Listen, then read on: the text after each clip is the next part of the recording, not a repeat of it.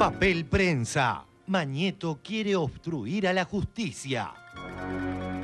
Tras la gravísima denuncia que lo vincula con los torturadores de los Greiber, Héctor Mañeto intenta evitar la declaración ante la justicia de Rafael Llanover.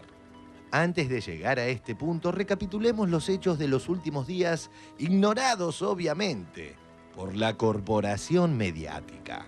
El relato de Lidia Papaleo. Nosotros fuimos, los padres de mi marido y su hermano, a un lugar del diario La Nación, que era un lugar muy amplio. Se me acercó un señor que se presentó, que era el señor Mañeto, y me dijo que tenía que firmar o íbamos a perder la vida mi hija y yo, que no me quedaba otra alternativa. Y yo no dudé que era cierto en ningún momento, porque ese hombre tuvo la mirada que marcó definitivamente el dolor en mi vida y la pérdida y la amputación de 6 años de mi vida. Ahora, el último embate contra el Grupo Clarín, que tuvo que ver con Papel Prensa y esta asociación de la compra de papel prensa con la dictadura.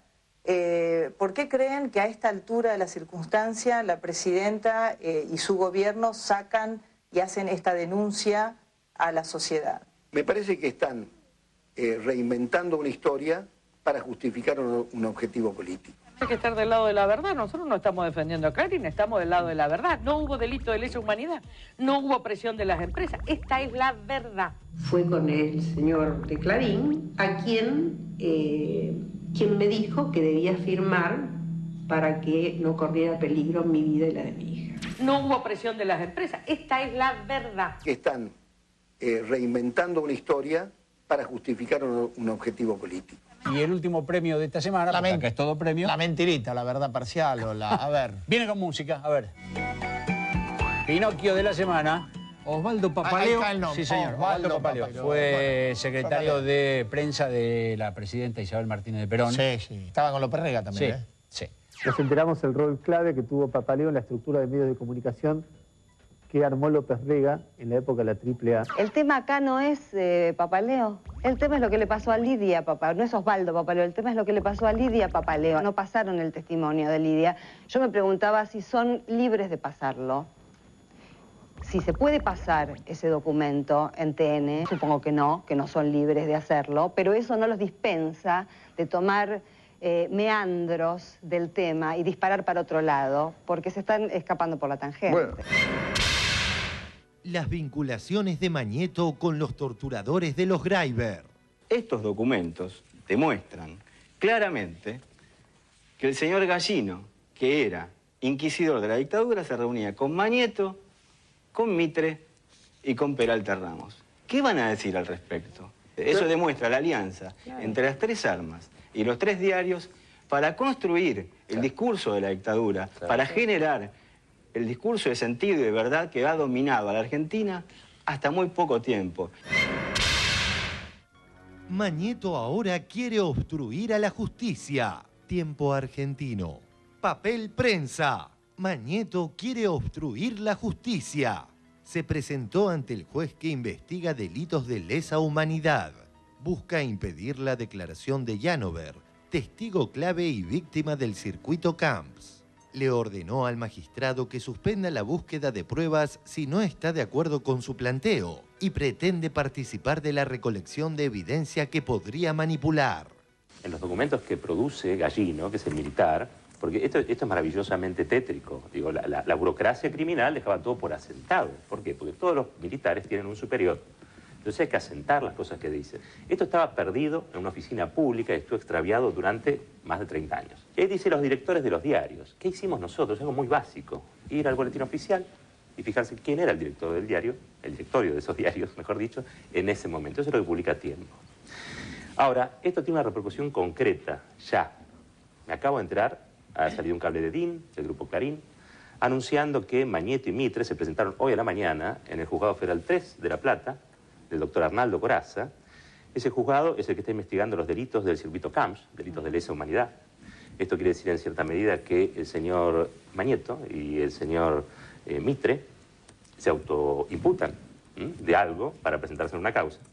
Y pidieron muy puntualmente que se impida la declaración de Héctor Janover. O la presencian, porque ellos quieren estar presentes cuando hable de Janover, a quien deberemos proteger de acá hasta que declare, o si no, piden que intervenga un tribunal superior. Rafael Janover, recordemos, sí, es uno de los accionistas de Papel Prensa histórico, uno de los despojados, básicamente era el testaferro de Greiber.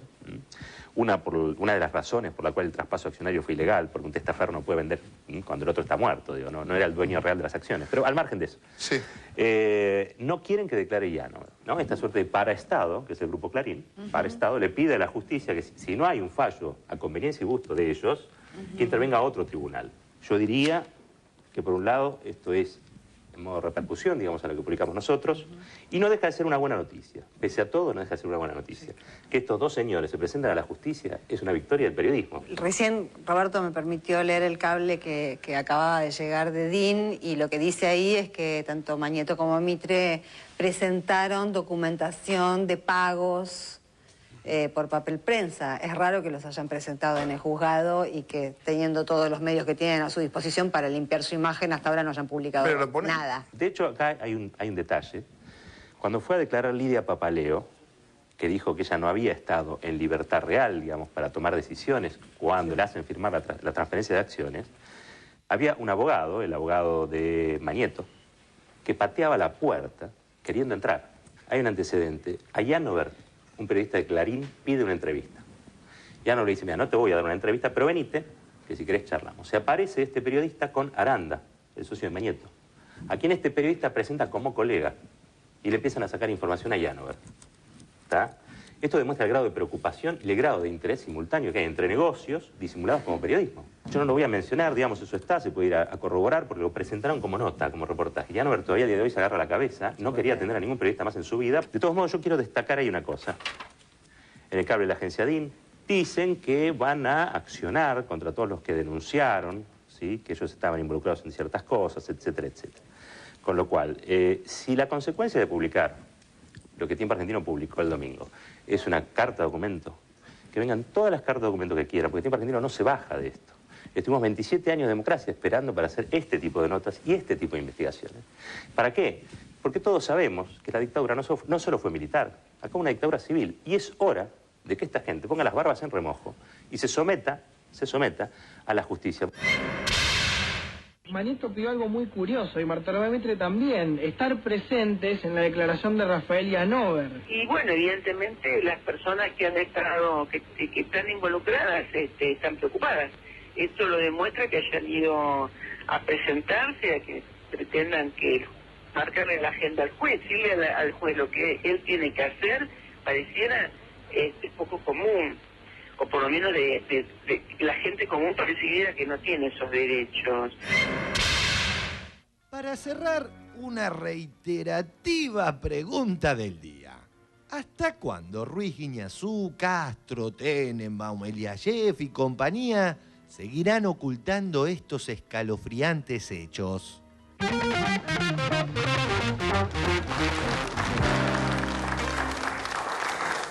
Muy bien, ya lo tenemos al señor Rafael Janover. Muchas gracias por venir.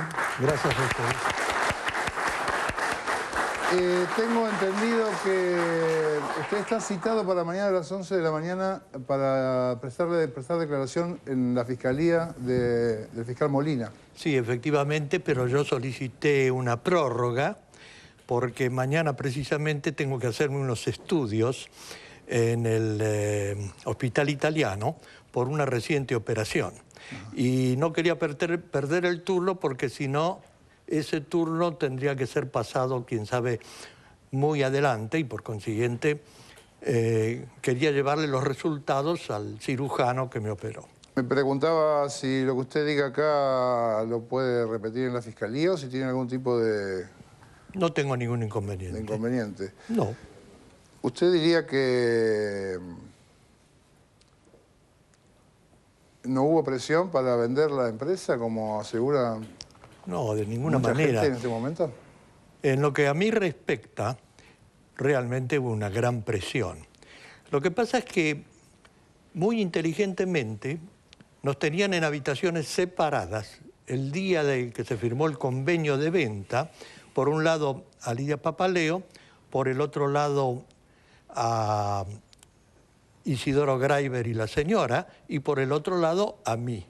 De manera que es sumamente raro que para negociar un paquete accionario de esta naturaleza, a todos los involucrados nos tuvieran en habitaciones por separado. A mí me atendió, lo vi pasar esporádicamente al señor Mitre, pero el que me atendió verdaderamente fue el señor Patricio Peralta Ramos, socio de La Razón en aquella época. Y cuando tengo que firmar el documento, yo ya sabía que me iban a detener, porque era Vox Populi, todos mis amigos me avisaron que me iban a detener. Y en aquella época la detención era muy peligrosa, porque podía significar un secuestro, podía significar una desaparición, y realmente temí las consecuencias que esta detención pudiera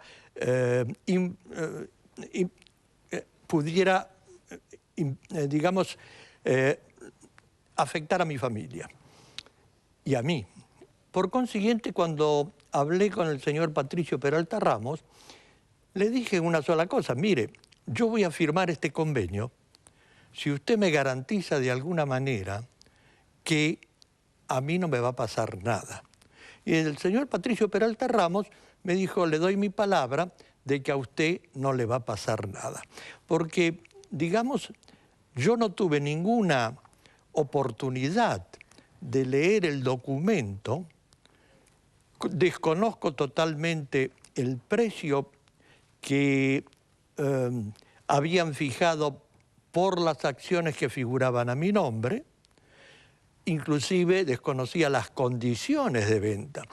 Ustedes imagínense que para hacer una operación de esta naturaleza, cualquiera hace un estudio del mercado, o requiere el tiempo necesario para hacer un estudio del mercado, determinar cuánto vale el objeto de la operación y además considerar si puede existir la posibilidad de que eventualmente varios compradores estén interesados en un patrimonio de esa naturaleza. Y Anámbaro, ¿usted era vicepresidente, contador de la empresa? O sea, manejaba todas las finanzas. Era vicepresidente. ¿Vicepresidente? No contador. ¿Que conocías todas las finanzas? Sí, ¿Se hubiera sido la persona indicada para...? Sí, sí. ¿Por qué no pudo ver lo que estaba firmando? En ese momento existía una presión que ocurría, y todo el país la conocía, porque ya sabíamos que habían secuestrado y desaparecido personas.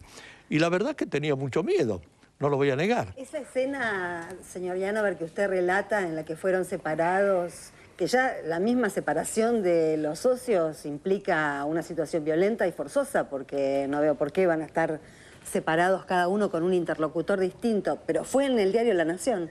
Fue en el diario La Nación, en las oficinas que tenían en la calle Florida, en aquella oportunidad. Yo no sabía, inclusive, que en otras habitaciones estaba Lidia Papaleo y en otra Isidoro, ¿no? Desconocía el tema. Desconocía que ellos hubieran estado, pero de cualquier manera sabía positivamente, porque me habían avisado, que me iban a detener. Y entonces procuré de alguna manera conseguir la protección de mi familia y la mía. Anguita, quería decirte esto, para que el contexto, cuando habló de la palabra miedo, esto no voy a traducir algo que lo dijo tan... Es muy difícil hablar del miedo personal, y pasado tantos años, pero los jóvenes no saben qué ocurría en ese momento, qué situación, los que estamos acá lo sabemos, qué situación pasa a una persona con ese miedo abstracto que se convierte en concreto cuando uno es la persona involucrada en esa situación. Así parezca que estuviera libre. Entonces esto es lo que hay que tener en cuenta en ese forzamiento de la voluntad, ¿no? Yo quería hacerle un comentario al señor Llanover, porque yo